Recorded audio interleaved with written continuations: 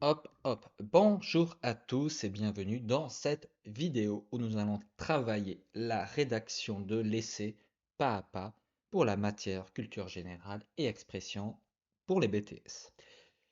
Je permets de vous dire que je me sens mieux, je ne suis plus trop enroué ni de rhume et je vais faire attention également à mon élocution, à la vidéo précédente. En fait, si vous voulez, je n'ai pas envie d'être trop long, donc je me force un peu à parler vite. Mais je reconnais que parfois, je mâche un peu des mots, donc je vais prendre un peu le temps. Tant pis si cette version de vidéo est un peu plus longue, au pire vous mettez en accéléré, mais je vais faire attention à être un peu plus long et vraiment vous guider pas à pas dans la rédaction de l'essai. Nous allons partir du sujet zéro à table, forme et enjeu du repas. Donc c'est le sujet à table qui va être à l'honneur pour les BTS de deuxième année. Attention l'an prochain, hein, si vous êtes en première année, c'est un sujet différent. Pour donc les étudiants de deuxième année, vous allez avoir donc un corpus de documents liés à l'alimentation et un essai. Vous aurez deux sujets et vous devrez en choisir un des deux. Ici sur le sujet 0, j'en ai parlé dans une précédente vidéo sur les réponses aux questions, sur la partie un petit peu de l'essai, et on va se consacrer encore plus sur l'essai. Donc je vais tenter de vous donner des outils pour vous guider pas à pas. Juste un petit point sur les documents. J'ai eu pas mal de questions. Je vous reprécise que les questions aux documents doivent être traitées de manière bien sûr individuelle, mais avec une structuration qui soit pertinente. C'est-à-dire, par exemple, question 1, on vous demande de vous pencher sur les documents 2 et 3, ou le document 2 et le document 3, et dans votre réponse, il faudra mettre en avant ces deux documents principalement, et pas le document 1. Un format de réponse que je préconise, c'est une mini intro. Quand je dis intro, en fait, c'est qu'on présente le socle de notre réponse. On développe avec des paragraphes, des petits paragraphes pour les réponses aux questions avec un alinéa. Et quand je dis on conclut, mini conclusion, je veux dire qu'on va écrire une phrase ou deux phrases si vous le souhaitez qui vont ou la phrase qui va récapituler votre propos. Et vous adaptez un peu cette forme selon la nature de la question. Par exemple, ici sur le sujet 0, documents 1, 2 et 3, dans les trois documents, les repas apportent-ils satisfaction? Il faudra éviter paragraphe 1, le document 1, paragraphe 2, le document 2, paragraphe 3, le document 3. Ça, c'est une erreur. Ça fait liste de courses et ce n'est pas très bien. Il faudra mieux, sur votre brouillon, essayer de trouver des points communs. Qu'est-ce qui est en commun? Qu'est-ce qui n'est pas en commun entre les documents? Et relier un petit peu les documents. Par exemple, je dis un exemple. Romain Gary et Silem Dekili partagent le fait, et après vous pouvez détailler votre idée. Donc vous rassemblez des documents. Et ça peut constituer un mini paragraphe, c'est-à-dire que vous développez une idée, mais vous rassemblez deux documents. Peut-être qu'après, sur un autre petit paragraphe, vous allez plutôt évoquer la toile, le document 3, donc de Norman Rockwell, pour émettre une autre idée. Et peut-être que dans un dernier paragraphe, vous allez dire les trois documents ensemble nous proposent de réfléchir. Mais j'espère que vous comprenez un peu la différence entre liste de courses et comment j'arrive à créer du lien entre des documents. Ça va? Et quand vous citez les documents, vous pouvez dire le document 1, le document 2. Vous pouvez, mais vraiment pas de manière automatique. Je préfère largement qu'on indique Romain Gary, qu'on indique Silem Dekili, qu'on indique Norman Rockwell, qu'on mentionne les auteurs plutôt que le document. Nous allons passer donc à l'essai et on va le travailler pas à pas. Alors je tiens à dire, et c'est important que vous le sachiez, que cette année, je n'ai pas eu de deuxième année. Et donc, le thème de l'alimentation, ce n'est pas un thème sur lequel je me suis penché. Par contre, ma plus-value, en tout cas, je l'espère, ma plus-value est de vous donner des outils de méthodo et vous aider, quand vous faites face à un sujet, à qu'est-ce que je fais et par quoi je commence et comment je le fais. Nous allons prendre le premier sujet, l'abondance est-elle pour vous l'un des principaux critères d'un bon repas? Ça va? Sujet 1. L'abondance est-elle pour vous l'un des principaux critères d'un bon repas? Pardon. Tac. Donc, ça permet une réflexion assez riche, puisque sur le corpus du sujet 0, vous avez les 3 documents qui font référence à une notion d'abondance, ou en tout cas à une mention de surplus, de gaspillage, etc. Et d'ailleurs, la question 1, si je remonte, parle d'abondance. Quelle vision de l'abondance de nourriture les documents 2 et 3 proposent-ils? Donc déjà, vous avez pas mal de choses. Mais premièrement, qu'est-ce qu'on fait? 1. Je le note, on va prendre un peu le temps.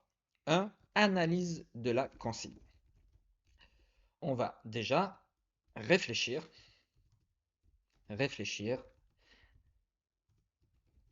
aux notions. Donc, on va réfléchir à quelle notion? On va réfléchir à la notion d'abondance. L'exercice que je vous propose, vous pouvez le dupliquer par rapport à un futur énoncé, c'est-à-dire que peut-être que ça ne sera pas l'abondance, ça sera un autre mot, une autre chose, mais en tout cas, sur la compréhension méthodologique, vous pouvez dupliquer un petit peu ma proposition. Ça va?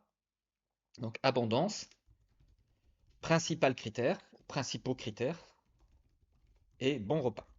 Donc, l'abondance, est-ce que c'est un principal critère d'un bon repas? Il faut que ça soit donc personnel, en vous appuyant sur lecture, travail de l'année et culture personnelle. Culture personnelle. Ça ne change pas. C'est une opinion personnelle qui va se baser sur vos lectures, sur le travail de l'année et la culture personnelle. Lecture, c'est les éléments du corpus. Qu'est-ce qui est attendu de vous? Dans un essai, c'est argumentation, structuration, prise de position claire, exemple et nuance. Réflexion. Ça, c'est important. Donc, à partir de là, vous allez brainstormer. C'est parti. Yes, on est trop content, on va brainstormer. Donc, brouillon. Je rappelle que vous avez 3 heures pour le corpus et pour l'essai. Donc, forcément, le temps n'est pas illimité. Surtout si vous prenez le temps sur le corpus et vous mettez plus d'1 heure et demie. Imaginons que 1 heure et demie corpus, 1 heure et demie essai, vu que les deux valent 10 points, les réponses aux questions et l'essai. Mais imaginons par exemple que vous dépassez un peu 1 heure et demie sur le corpus, eh bien vous avez assez peu de temps sur l'essai. Donc brainstormer, yes, mais pas trop non plus. Donc vous allez collecter les idées en lien avec ces mots-là. Hop, on va les copier en brainstorm. Qu'est-ce qu'un bon repas? Qu'est-ce qu'un bon repas? Qu'est-ce qu'un bon repas? Un bon repas, ça a du goût. Bon, j'allais mettre des fraises, je ne sais pas pourquoi, je pense à ça. Quand il y a du goût et ça, quelque chose de bon, je pense à des fraises. Vous pensez à quoi? Mettez-les dans le commentaire. Je fais genre, je suis un youtubeur, mais pas du tout. On pense à la convivialité, éventuellement. Qu'est-ce qu'on pense? On pense à l'abondance, ça peut créer du lien. Un bon repas, c'est qu'il y a assez à manger, même parfois beaucoup. Qu'est-ce qu'un bon repas? Ça dépend aussi de certaines cultures. Parce que, par exemple, un bon repas en France n'est peut-être pas le même qu'en Allemagne. Bon, c'est 2 pays qui se ressemblent, mais vous m'avez compris, j'espère. Qu'est-ce que l'abondance? C'est le surplus, on peut penser à la consommation. Quand c'est abondant, c'est beaucoup, c'est trop parfois. Et principaux critères, ça veut dire, est-elle pour vous l'un des principaux critères? Donc c'est un facteur, un principal critère, un élément, est-ce que c'est les principaux éléments? Donc on essaye d'aller un peu plus loin. Ensuite, on va essayer de croiser notre brainstorming avec, du coup, les éléments du document, du corpus, des éléments qu'on peut avoir de notre culture personnelle et du travail sur l'année. Du coup, sur le corpus, et c'est là où je vous dis que j'ai pas bossé le thème, donc là j'y vais un petit peu en mode freestyle, mais c'est pas grave, l'idée est de vous aider quand même. Je sais, parce que je l'ai fait sur la vidéo précédente, j'ai regardé un peu les documents. Document 1 c'est Romain Gary, c'est ça? Sur la promesse de l'aube. Donc Romain Gary, on voit lien affectif, émotion, donc joie et tristesse à la fin, tristesse, frustration, plaisir et rôle de la viande aussi. Je rappelle que le texte de Romain Gary, en fait, c'est une mère qui offre donc un morceau de viande à son fils et la maman mange des légumes et elle prend plaisir à voir son fils manger de la viande et le fils à la fin va découvrir un peu en cachette que la maman elle lèche un peu la sauce, enfin un peu le reste et donc le fils va comprendre, il va être triste parce qu'il va comprendre qu'au final la maman elle n'est pas végétarienne, elle mange de la viande sauf que c'était trop difficile pour elle, certainement en termes d'argent, hein, d'acheter de la viande à la fois pour elle, la mère, et pour le fils. Bref. Donc, ensuite, document 2, c'est l'article donc de C.M. Dekili. C.M. Position des H. C.M. Dekili, oui, c'est ça. Donc, on est sur le gaspillage, perception de l'abondance. Donc là, sur le document 2, et loi, réglementation. Loi, réglementation. Loi, réglementation. Qu'est-ce qu'on a d'autre sur le document 2? Clients, reste de nourriture, les doggy bags. Plus question de les forcer à abandonner une bouteille à peine entamée ou un morceau de gâteau encore intact. Les consommateurs doivent pouvoir finir le repas quand ils le souhaitent. Donc là, c'est les parlementaires. Ces nouvelles pratiques sont mises en doute avec donc beaucoup de nourriture qui termine à la poubelle, des pertes. C'est dommage, une étude de l'Agence de l'environnement indique que 40% du gâchis a bel et bien lieu dans les restaurants, donc rôle des restaurants. La proposition de Doggy Bag parvient à réduire quasiment de moitié. Donc l'enjeu environnemental est loin d'être négligeable, mais le problème est d'en convaincre le public, les préoccupations, des contraintes, que c'est avant tout les clients qu'il faudra persuader. L'image négative des Doggy Bags, un sac à donner aux chiens, expression peu valorisante. Les gens qui ont voyagé en particulier dans les pays anglo-saxons se montrent de manière générale plus ouvertes. Les jeunes générations ont également moins de réticence. Des restaurateurs brésiliens disposent sur leur table des jetons rouges et verts permettant à leurs clients d'indiquer s'ils sont ou non carnivores en mettant en évidence la couleur qui leur correspond. Donc on a à la fois la réglementation, l'acceptation sociale, l'image, le contexte culturel, on a vu, contexte anglo-saxon plus ouvert sur cette approche que d'autres, et on a aussi l'impact environnemental. Ok, document 3, donc c'est la toile de Norman Rockwell sur la joie, joie d'un repas partagé, image idéalisée de l'abondance avec une pointe de satire. On sent une pointe un petit peu de satire, en tout cas c'est un peu la perception aussi que j'en ai. Très bien, donc là on mobilise des éléments du corpus. Ensuite, on a la culture personnelle et le travail sur l'année. Là, je vous laisserai vous-même mobiliser cela. Euh, sur ce sujet de ma pauvre culture personnelle, d'un sujet que j'ai pas encore trop travaillé, me vient Gargantua de Rabelais. Et du coup, j'ai dû rouvrir pardon, le résumé, mais ça me semblait pas mal comme sujet. Gargantua, voilà, c'est une exagération complète de l'abondance de nourriture. Rabelais il s'appelle. Rabelais. Je pensais aussi au banquet de Platon. En fait, voilà, c'est une discussion autour d'une table, ils boivent du vin. Et en fait, le repas sert de prétexte à de la discussion, etc. Et il y a quand même bien à manger. Donc, je pensais à ça. Et il y avait aussi c'était un autre. Je pensais à autre chose. Bon, vous voyez que je suis assez maigre, hein, vous me pardonnerez, mais vous comprenez l'idée. On essaie de mobiliser des références culinaires. Qu'est-ce qu'on fait avec tout ça? à votre avis? Eh bien, on va construire un... On va construire un plan.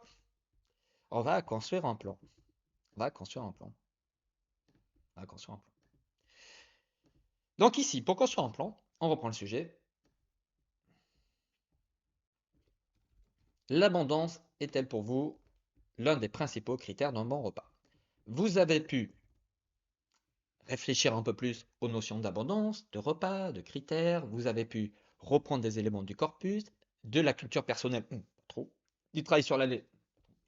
Mais en tout cas, vous allez pouvoir amener de la réflexion sur ce sujet.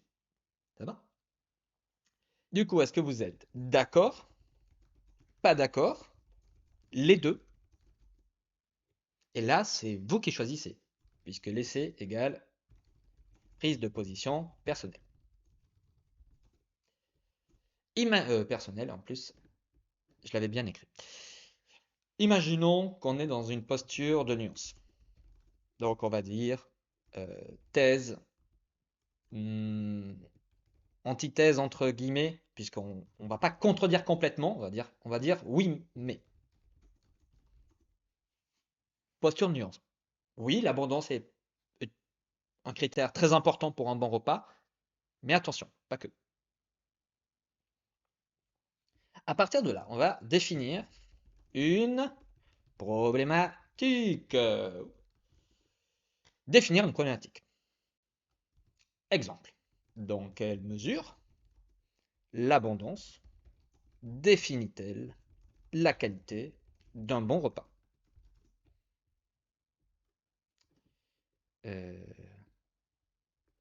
Ça serait mieux avec un tiret. Ici, on reprend le mot d'abondance, on reprend le mot de bon repas, et critère principal, on le remplace avec qualité. Dans quelle mesure l'abondance définit-elle la qualité d'un bon repas? Ensuite, on peut se mettre en plan. Tout ça, on le fait en brouillon. Hein. On peut se mettre en plan. On va dire qu'on se fait deux parties. Deux parties. Je suis avec mon oui mais. Donc, l'abondance définit la qualité d'un bon repas. Et deux, les limites de l'abondance comme critère de qualité d'un bon repas. Ici, on est au brouillon. Hein. On n'est pas là. On est là pour essayer de se construire un plan, un schéma de pensée par rapport à l'essai. De ce que vous pensez réellement. Ça va? De là, ce qui est important, c'est une introduction. Introduction. Introduction. Du coup, dans l'introduction, accroche, problématique, annonce de plan. Ensuite, dans nos parties, abondance définit la qualité d'un bon repas, les limites. Bon, quelque chose de basique. On va argumenter chaque partie. Donc, on va se dire, on va se faire 2 paragraphes par partie avec un alinéa, petit a. Et on va dire idée principale A, idée principale B. Et ensuite, on va argumenter, argument et exemple. Argument et exemple. Je vais faire pareil après. Oui, bon, c'est pas grave. Hop, hop. Et après, conclusion. Conclusion. Réponse à la problématique. Et si c'est pertinent, si c'est... Alors, j'espère que le bruit du clavier ne vous dérange pas, sinon j'en suis vraiment, vraiment désolé. Si c'est pertinent, ouvrir sur une réflexion plus large. Ok, une fois qu'on a un peu ça, on vérifie si c'est assez cohérent, est-ce que c'est assez clair. Je vais donc passer à un plan encore plus détaillé. Donc, l'accroche, je peux me dire une accroche, c'est un petit peu aussi des éléments que vous avez pu avoir dans votre cours, une citation éventuelle, Bon, importance du repas comme moment de plaisir et de partage. Et de l'abondance, éventuellement.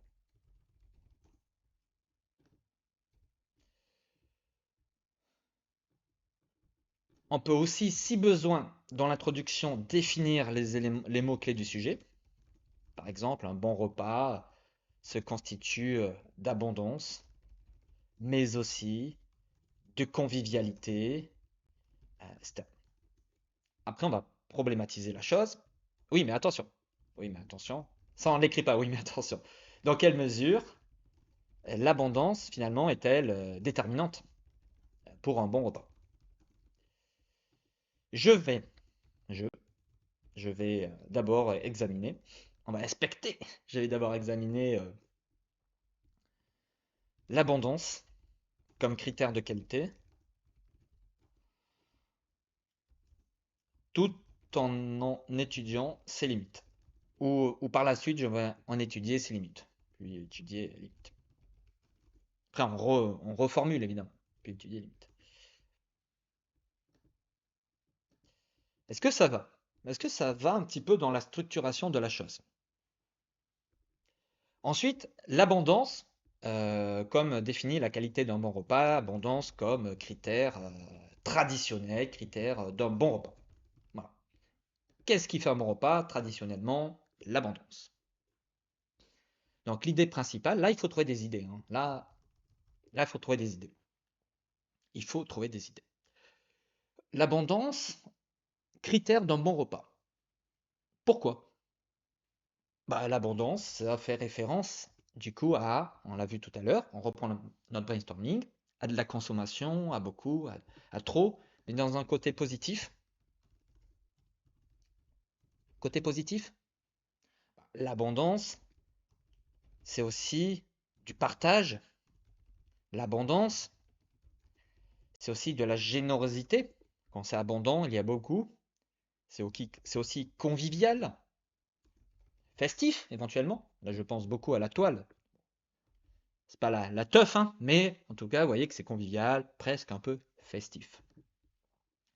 Et puis finalement, l'abondance, quand il y a beaucoup de nourriture, eh bien, ça répond aussi à un besoin primaire, celui de manger. Ah ouais, on a besoin de manger. Mais aussi, dans un cadre ou dans un contexte socio-économique, et oui, oui, socio-économique, l'abondance, ben, c'est aussi quand on a beaucoup de nourriture, c'est-à-dire qu'on est aussi en capacité de payer cette nourriture. S'offrir, s'offrir de l'abondance. Le statut social aussi de l'abondance. La dimension, statut, on va dire plutôt dimension sociale de l'abondance. Quand on est invité chez quelqu'un et que ben, finalement il y a pas assez d'omelettes, bon, bah voilà, on a un peu. C'est aussi signe d'hospitalité, d'accueil, de chaleur. Voilà. Voyez un petit peu comment on peut faire ressortir l'abondance comme quelque chose de positif, comme critère principal d'un bon repas. Et bien avec tout ça, ce que je vous propose, si vous êtes d'accord, c'est comment on arrive à le matérialiser sur deux idées. Eh bien on va prendre une première idée qui peut être l'abondance, symbole de partage et de convivialité. Pour cela, on va mettre des arguments. Les arguments, eh bien, c'est quand je dis argument, c'est comment on peut expliquer, détailler cela. Et puis on va invoquer des exemples. Par exemple, ici on peut utiliser la toile. Hein. Je vais dire juste exceptionnellement doc 3 pour que ça aille plus vite. Doc 3. Symbole de, et même Gargantua, hein, de rappeler. Allez, j'utilise mes connaissances. Et oui, parce qu'il y a beaucoup, donc c'est le festin, on célèbre, c'est le partage, c'est la convivialité. Voilà. Symbole de partage et de convivialité. Vous pouvez aussi utiliser d'autres exemples. Une autre idée sur l'abondance comme qualité d'un bon repas, je peux dire que Hum, si j'essaie aussi de me baser un petit peu sur les documents, ici peut-être sur le document 1,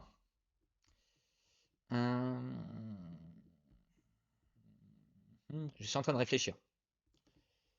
J'ai presque envie de dire l'abondance répond à un besoin fondamental, bah, celui de manger, hein. Celui de manger et aussi celui de manger, d'être rassuré face à la peur de la faim.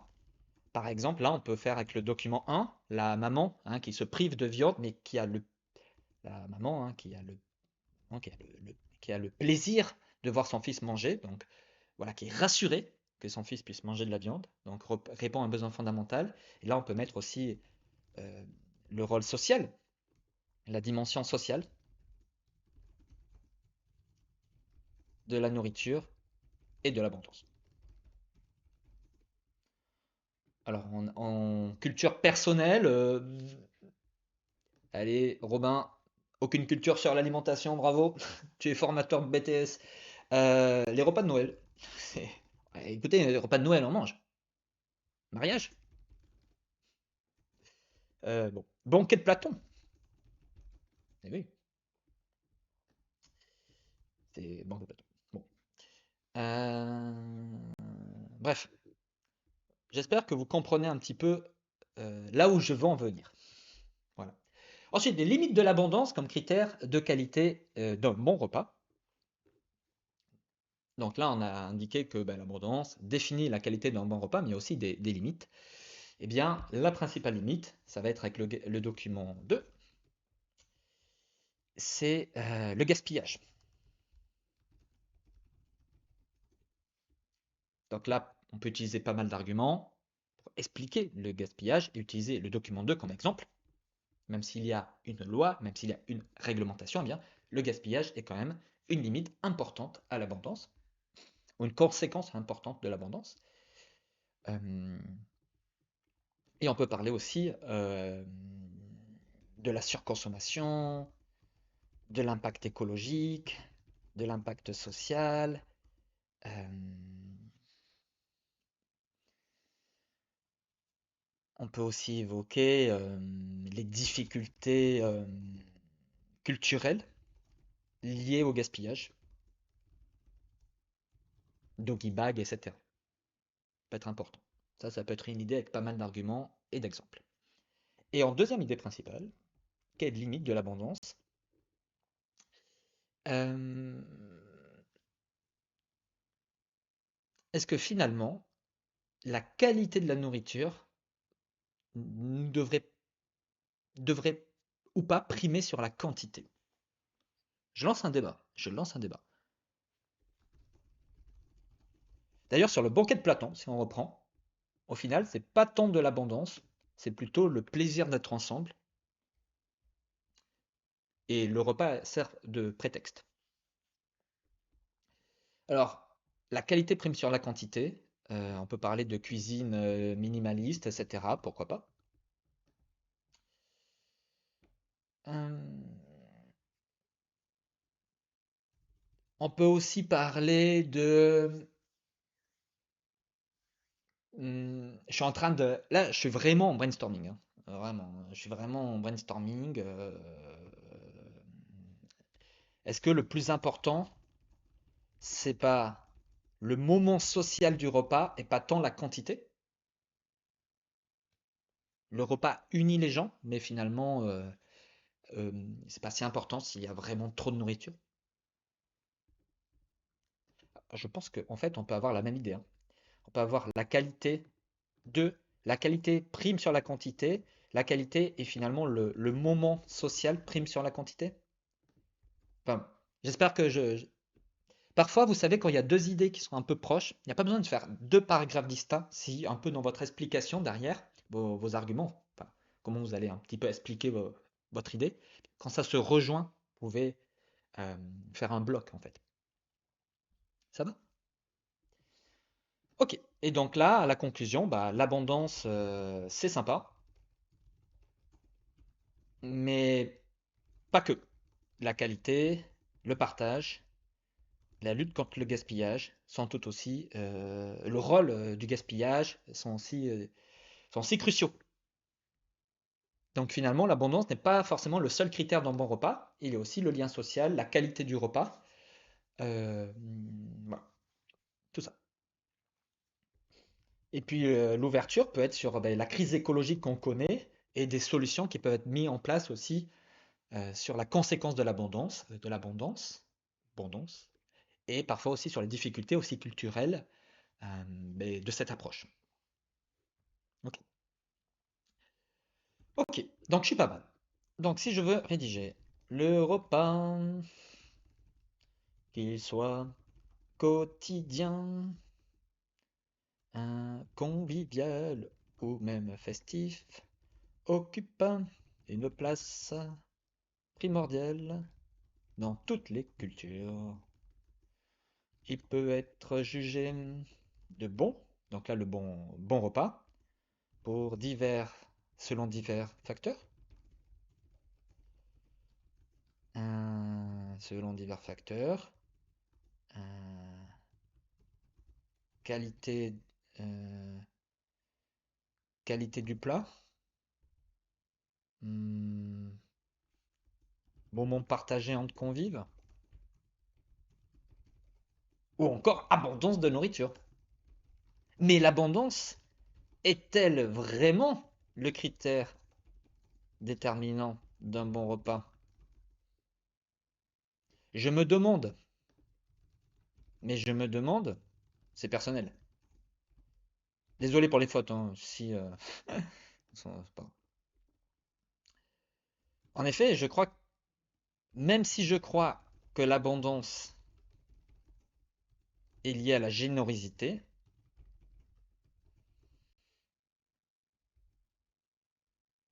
je pense également qu'elle a des limites. Non. Non, on va pas faire ça. Euh, si, même si. Vous voyez que c'est pas évident, hein. Je pars de zéro, hein. Euh, Même si je crois que l'abondance est liée à la générosité, elle ne saurait être la garante d'un bon repas. Ainsi,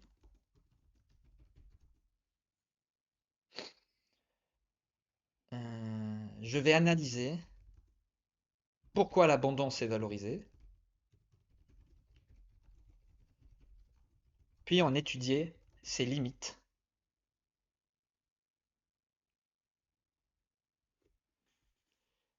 Je ne suis non, c'est nul. C'est nul. Non, c'est pas mal. En vrai, c'est pas mal. Part de zéro, c'est pas mal. Mais, mais bon. Bref, vous n'avez pas vu l'introduction. Si, c'est pas mal. En fait, voilà, c'est un peu cette idée-là. Vous faites une accroche, vous essayez de définir un peu, problématiser.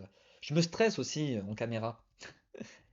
Vous allez peut-être penser que le formateur, il est nul, mais bon. Et après, on commence le développement. Alors, pour commencer le développement, on peut mettre tout d'abord, alinéa, s'il vous plaît, hein. Tout d'abord, l'abondance est souvent perçue comme un critère fondamental. Il faut bien rappeler l'idée à la base, hein, d'un bon repas. Comme ça, vous reprenez le sujet, ça c'est important, vous reprenez le sujet, les termes du sujet, et vous introduisez votre idée, car elle symbolise la convivialité,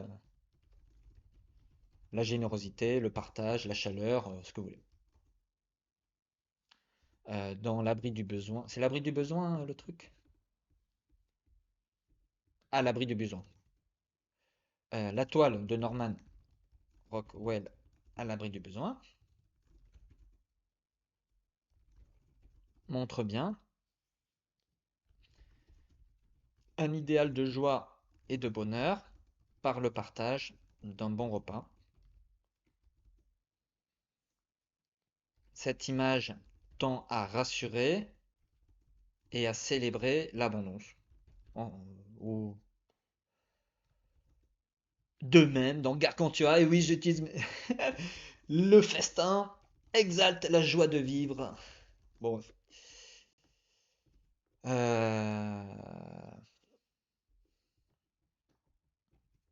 Mais aussi, lors des repas de fête comme Noël, euh, l'abondance est au cœur du moment partagé. Euh, bon, bref, vous voyez que, attendez, tac, attends, si je fais ça. Cependant, l'abondance, après on peut faire cependant, l'abondance ne peut montrer des limites. Cependant, on va reprendre les termes du sujet. Quand on analyse ce qui constitue un bon repas, l'abondance est confrontée à ses limites. Bon, c'est propre ça. Tout d'abord, pour utiliser tout d'abord, elle est souvent perçue comme synonyme de gaspillage. Le document 2 Silem Dekili dans son article montre, etc.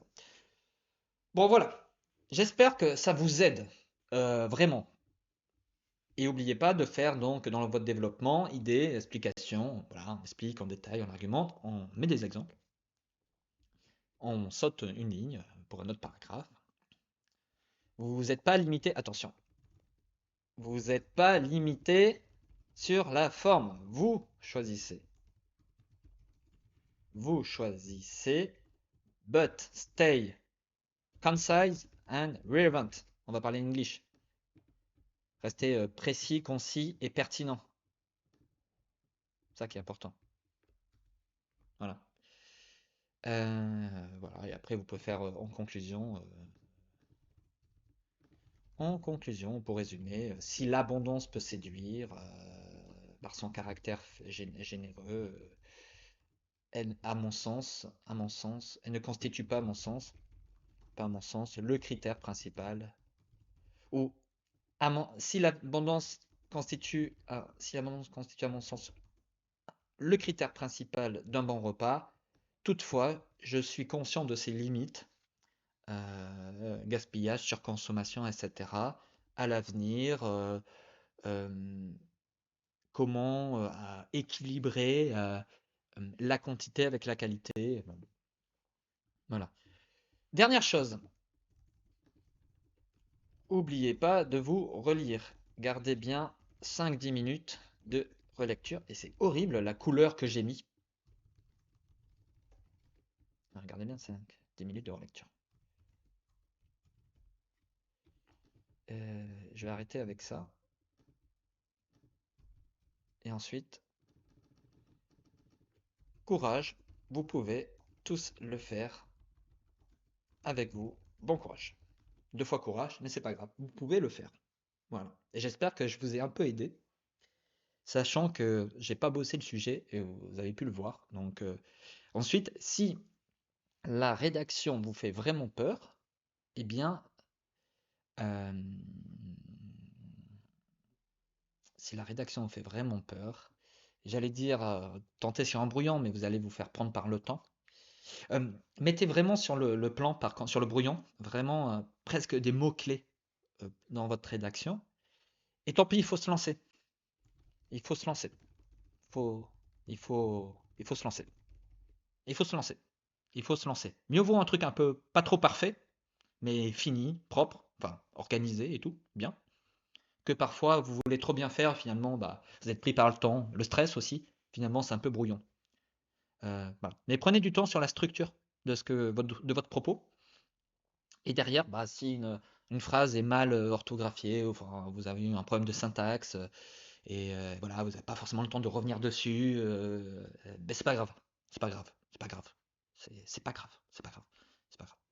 Soyez fiers de ce que vous faites. Ça, c'est important. Allez, je vous laisse et bon courage à tous.